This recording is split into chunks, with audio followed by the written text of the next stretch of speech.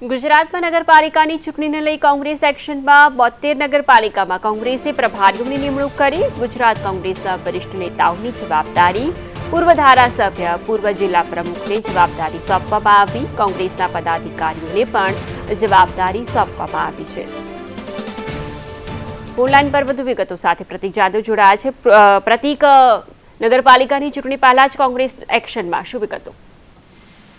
ફાલ્ગુની, નગરપાલિકાની ચૂંટણી કોંગ્રેસ માટે એક લિટમસ ટેસ્ટ સમાન છે અને આ જ કારણથી નગરપાલિકાની ચૂંટણીમાં કોંગ્રેસે તમામ જોમ જુસ્સાથી ઉતરવા માંગે છે અને આ જ કારણથી નગરપાલિકાની ચૂંટણી માટે તૈયારીઓ શરૂ કરી દેવામાં આવી છે, જેના ભાગરૂપે આગામી દિવસોમાં એટલે કે ઓક્ટોબર મહિનામાં યોજાનાર 72 નગરપાલિકાની ચૂંટણી માટે કોંગ્રેસે પ્રભારીઓની નિમણૂક કરી છે અને આ પ્રભારીઓની નિમણૂકની જો વાત કરવામાં આવે તો 72 નગરપાલિકાની ચૂંટણી માટે તમામ સિનિયર નેતાઓને જવાબદારી સોંપવામાં આવી છે, જેની અંદર પૂર્વ ધારાસભ્ય, પૂર્વ જિલ્લા પ્રમુખ તેમજ પદાધિકારીઓને જવાબદારી સોંપવામાં આવી છે।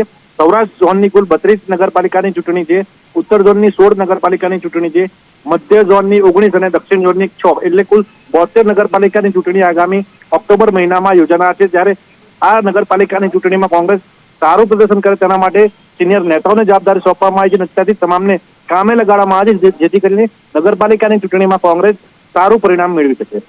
બિલકુલ પ્રતીક, આભાર તમામ વિગતો બદલ।